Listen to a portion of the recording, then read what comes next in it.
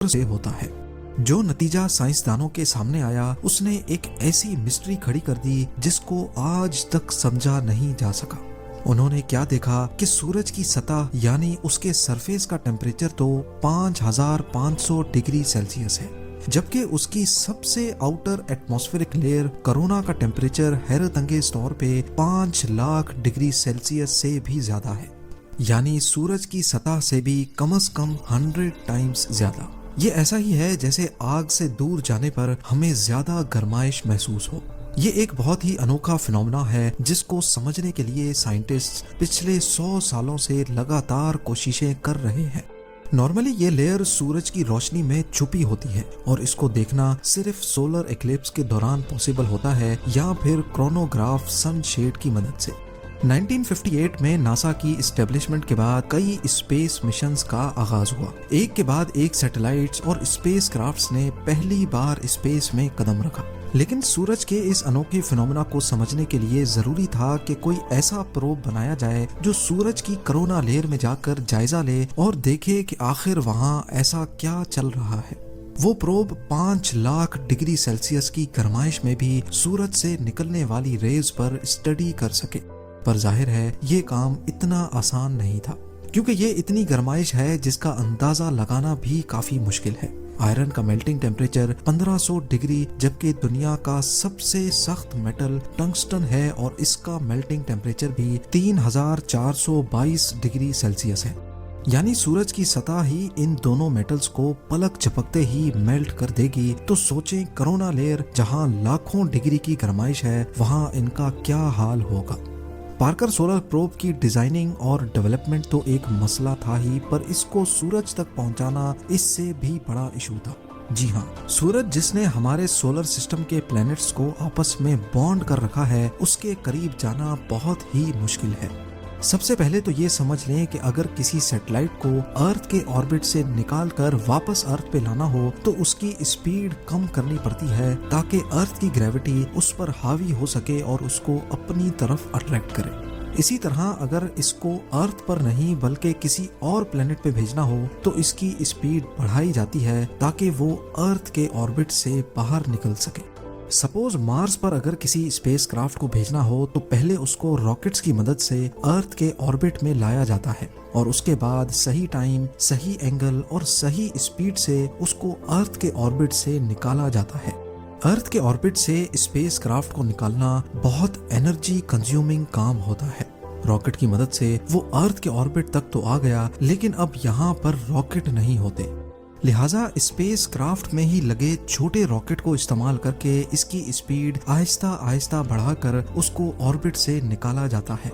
Mars क्योंकि अर्थ से सूरज के मुकाबले में बहुत करीब है, इसीलिए जिस एंगल में स्पेस क्राफ्ट को लॉन्च किया जाता है वो एंगल इतना ज्यादा नहीं होता। लेकिन सूरज और अर्थ के दरमियान का डिस्टेंस 150 मिलियन किलोमीटर्स है और अर्थ के ऑर्बिट से निकालकर इसको सूरज के ऑर्बिट में डालने के लिए एंगल भी बहुत बड़ा चाहिए और जाहिर है एनर्जी भी। इतनी ज्यादा एनर्जी और पावर वाला रॉकेट आज तक नहीं बनाया गया, लिहाजा नासा के एक्सपर्ट्स ने फैसला किया कि पार्कर प्रोब को सूरज पर भेजने से पहले इसको वीनस भेजा जाएगा। वीनस हमारे सोलर सिस्टम का दूसरा प्लेनेट है जिसकी ग्रेविटी को इस्तेमाल करके पार्कर प्रोब की स्पीड बढ़ाई जा सकती है। लेकिन यहाँ एक मसला था। मसला ये था कि वीनस एक छोटा प्लेनेट है और इसी वजह से इसकी ग्रेविटी भी कम है। जितनी स्पीड पार्कर प्रोब को सूरज के करीब जाने के लिए रिक्वायर्ड थी, उसके लिए जरूरी था कि वो वीनस के गिर्द 24 मरतबा चक्कर लगाए, तब जाकर वो सूरज के क्लोजेस्ट पॉइंट पर पहुंच सकेगा। 12 अगस्त 2018 पार्कर सोलर प्रोब को केप कैनावरल एयरफोर्स स्टेशन से लॉन्च किया गया। इस मिशन के लिए नासा ने 8 सालों का टाइम प्लान किया है। सूरज के सबसे क्लोज पॉइंट तक जाने के लिए वीनस का सहारा 24 मरतबा लिया जाएगा। हर एक चक्कर में 37 घंटे ऐसे होते हैं जिसमें सूरज पर रिसर्च करने का मौका मिलता है, यानी टोटल 8 सालों में ये प्रोब सूरज पर 900 घंटे की रिसर्च कर पाएगा। 28 अप्रैल 2021 ये वो दिन था जब नासा ने कंफर्म किया कि पार्कर प्रोब अपने 8वें चक्कर में सूरज की कोरोना लेयर में सक्सेसफुली दाखिल हो चुका है। कोरोना का मिस्टीरियसली सूरज की सतह से भी 100 टाइम्स ज्यादा गर्म होना वाकई एक हकीकत था जिसको पार्कर प्रोब ने भी वेरीफाई किया।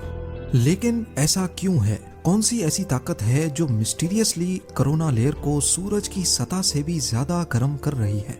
इस पर अभी तक रिसर्च चल रही है। अब आ जाते हैं हम अपने मेन सवाल की तरफ कि आखिर इतनी ज्यादा गर्माइश में पार्कर सोलर प्रोब मेल्ट क्यों नहीं हो रहा। पार्कर प्रोब की जो साइड सूरज को फेस किए हुए है वहाँ एक हीट शील्ड लगाई गई है जिसको कार्बन फोम से बनाया गया है। ये कोई आम फोम नहीं है बल्कि इसको अल्ट्रामेट कंपनी ने खास तौर पर सूरज की गर्माइश को एब्जॉर्ब करने के हिसाब से डिजाइन किया है। ये फोम अंदर से 97% खाली है जो हीट शील्ड को और ज्यादा इफेक्टिव बनाता है। इसके अलावा इस पर कार्बन कार्बन कंपोजिट की एक लेयर भी चढ़ाई गई है जिसको ग्रेफाइट और रेजिन से मिलाकर बनाया गया है। ये मिक्सचर हीट शील्ड की दोनों साइडों पर लगाकर इसको सुपर हीट किया गया जिससे ये कार्बन की प्योरेस्ट फॉर्म में बदल गया।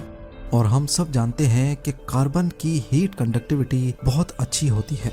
और आखिर में इस हीट शील्ड की वो साइड जो सूरज की तरफ है उस पर वाइट सिरेमिक पेंट भी किया गया ताकि सूरज की ज्यादातर रोशनी अंदर दाखिल होने से पहले ही रिफ्लेक्ट हो जाए।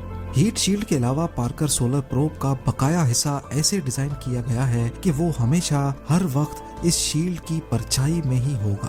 पर इन सब चीजों के बाद भी पार्कर प्रोब ज्यादा से ज्यादा 2500 डिग्री सेल्सियस की गर्माइश ही बर्दाश्त कर सकता है, जबकि कोरोना का टेम्परेचर 5 लाख डिग्री सेल्सियस है। अब ये इतनी गर्माइश कैसे बर्दाश्त कर रहा है ये समझना भी काफी आसान है। लॉ ऑफ थर्मोडायनेमिक्स के मुताबिक हीट को ट्रांसफर होने के लिए भी कोई मीडियम चाहिए। जैसा कि गर्मियों में अर्थ पर हवा में मौजूद पार्टिकल्स और वेपर्स अपने अंदर गर्माइश लेके चलते हैं जिनकी वजह से हमें रात के वक्त भी गर्मी लगती है। अगर पार्टिकल्स कम होंगे तो हीट भी इतनी आसानी से ट्रेवल नहीं कर पाएगी। जैसा कि उबलते हुए पानी में हाथ डालने से फौरन जलन होगी, जबकि 300 डिग्री के ओवन में हाथ डालकर फौरन निकालने से शायद हमें मालूम भी ना पड़े।